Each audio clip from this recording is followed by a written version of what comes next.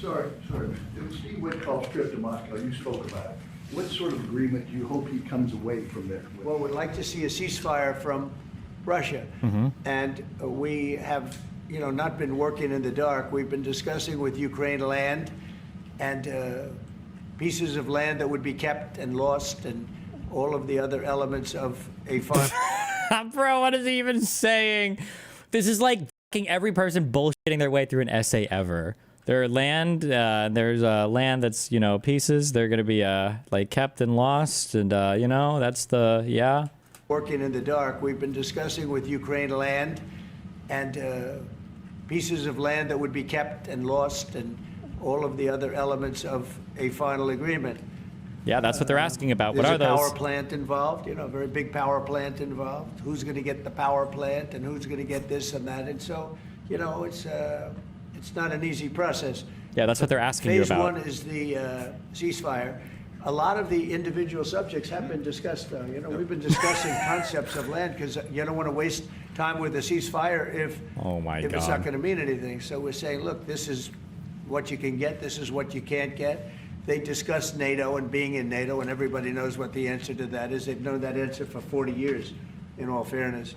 Okay. Thank you, Mr. President. A representative of Canada, the finance minister are in town and will meet members of your administration during the day.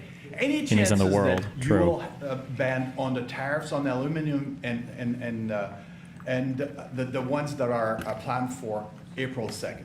No. You are not going to change your No, mind? not. Look, we've been ripped off for years, and we're not going to be ripped off anymore. No, I'm not going to bend at all. Aluminum or steel or cars, we're not going to bend. We've been ripped off as a country for many, many years. We've been subjected to costs that we shouldn't be subjected to. In the case of Canada, we're spending $200 billion a year to subsidize Canada. I love Canada. I love the people of Canada. I have many friends in Canada. The great one, Wayne Gretzky, the great. Hey, how good is Wayne Gretzky? He's the great one. But we have, I know many people from Canada that are good friends of mine. But, the United States can't subsidize a country for $200 billion. We need their cars. We don't need their energy. We don't need their lumber. Anything they have. As a state, it would be one of the great states anyway. This would be the most incredible country visually. If you look at a map, they drew an artificial line right through it between Canada and the U.S. This should be of grave concern because Trump has been upping the rhetoric on this Canadian takeover. Like, he's only moved in one direction and he has not retreated from it. He is amping up the rhetoric. Now he's referring to the fact that he feels like historic borders drawn were arbitrary, were not correct, or don't mean anything, that they can be redrawn. And then he's applying a ton of pressure with tariffs for what reason exactly? Like this type of amping up of rhetoric about trying to take some part of Canada. Like if this was any other circumstance, if we weren't in 2024 or 2025, this would basically be like almost like a declaration of war or a casus belli for war, right? I'm sanctioning you. I'm trying to starve your country out of goods and services. I'm going to fuck up trade between us until you start to exchange land. Like it's insane. But another foundation, I think, that would be completely fair game for impeachment. But, No sense. It's so perfect as a great and cherished state. Keeping "O Canada," the national anthem. I love it. I think it's great. Keep it. Like he's like, yeah. And actually, wait. I'm sorry. I'm being fucking retarded. I'm viewing this more abstractly, but it's not abstract. Making it the 51st state, that is an invasion. We're talking about invading and taking over, like part of it's just an invasion. It's just like I want people interviewing congressmen. Hey, listen. If you're listening, any of you staffers, okay? I'm always talking to the staffers now. Okay. If you're in the media and you ever get a chance to talk to if you're on CNN, MSNBC, whatever, and you get a chance to talk to any Republican legislators, you should ask them right now. Get them on the record to see if they'll say anything.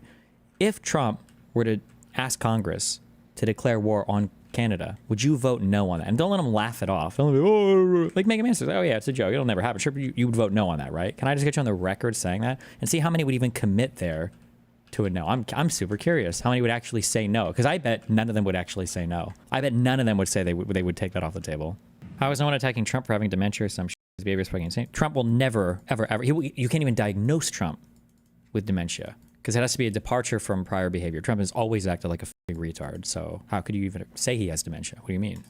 On the southern border, you've got DHS and ICE who are reporting that there was a little bit of fudging of numbers during the Biden administration on both the catch and the release side with respect to reporting the number of illegals coming into the They country. cheated on the numbers. The numbers were, I love that question. Who are you with? Just the news, Amanda Henry. Very nice. That's good.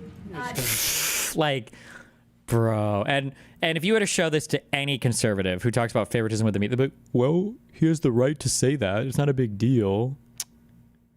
Bring back asking leading questions to corner people in interviews. We need people to state their positions first, then hit them up with the follow-ups to contradict them. Yeah.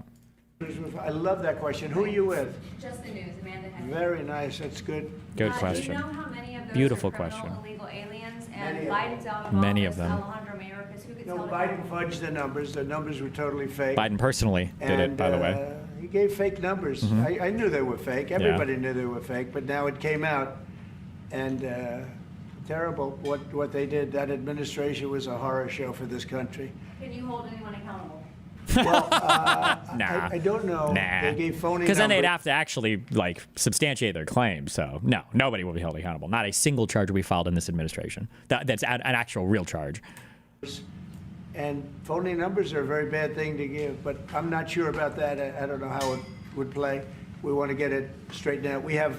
We're after many, many bad people that were let into our country. Yeah.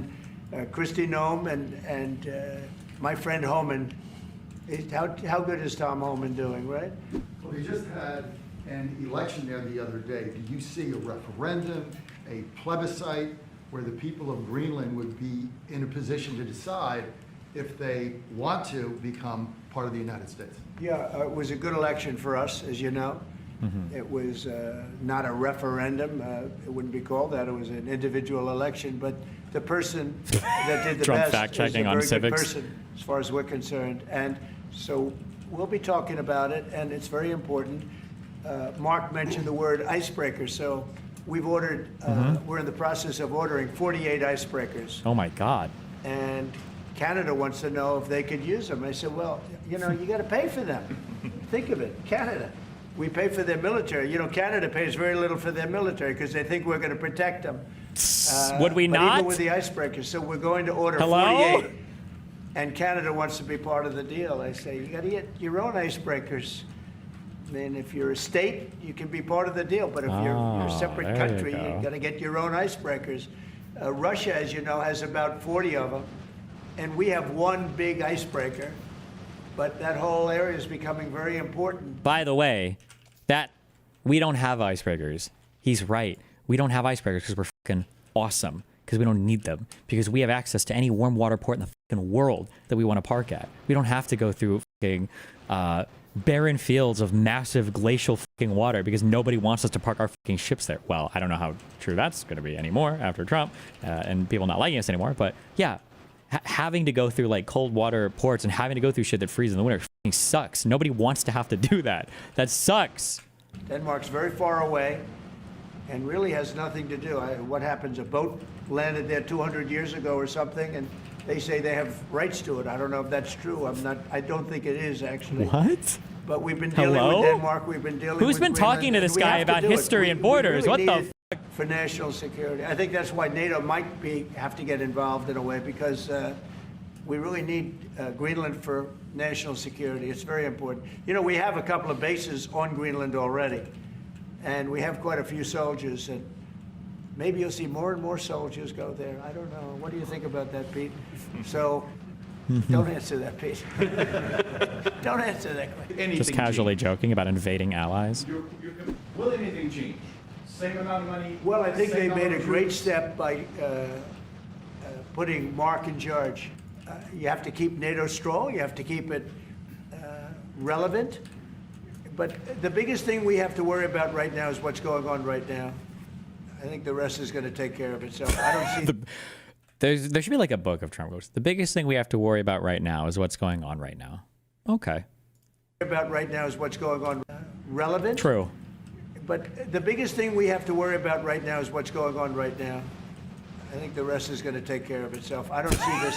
This was a fluke. This was something that If we had a competent president, it would not have happened. The man was grossly incompetent. All you Oh, have more to do is Biden look talk. and Yes. Take a look at he signs by AutoPen. Oh, the new Who was talking signing all point. this stuff by AutoPen? Yeah, Who when would- you could who would sell think it. you signed Why would you do this when you could important auction it all documents off? by AutoPen? Leaders from Russia and Iran are heading to Beijing tomorrow to discuss nuclear programs. What do you hope to get out of that? Well, maybe they're going to talk about non-nuclear programs. Maybe they're going to be talking about the de-escalation of nuclear weapons, because, I Epic was talking joke. about that Epic with joke, sir. President Putin very strongly. And we could have done something had that election not been rigged. We would have had something. I think I would have made a deal with Putin to get rid of all the on, nukes. De-escalation. True. Denuclearization. Oh my God. Full denuclearization. We were right there. Because the power of nuclear weapons is so great. You know they can so blow up devastating. big places, right? I don't think Right anybody now, even Russia knows how and us great have they by are. far the most, but China will catch us within 5 years. China doesn't have, but they're in the process of building, and they build. And within 4 or 5 years, they'll probably have the same. And by the way, this is a Republican tradition. Ronald Reagan, when he negotiated with Right. Gorbachev in the 1980s about bringing down the number of nuclear weapons, it's what you have been doing your first term, and it is important. It would be a great achievement. Trump if we has could bring no down idea, or the- even he doesn't give a the fuck number. about what We he have just so said. many weapons, and the power is so great. And Oh my number one, God. you don't need them to that extent. And then we'd have to get others, because as you know, in a smaller way, Kim Jong-un has a lot of nuclear weapons, by the way, a lot. Do you guys know that? And others do also. You have India, you have Pakistan. Did he just, I feel like somebody just taught him this, and he's like so excited to share his knowledge with the world. Dude, there's got to be like the assholes clenching at the fucking NSA and shit when it's like, oh God, Trump is fucking talking, or they say Trump is talking about our fucking national fucking secrets again. Oh God, and they're like, he's gonna like let some crazy shit slide or slip that nobody has any idea like what's coming out of his lips. Oh my God.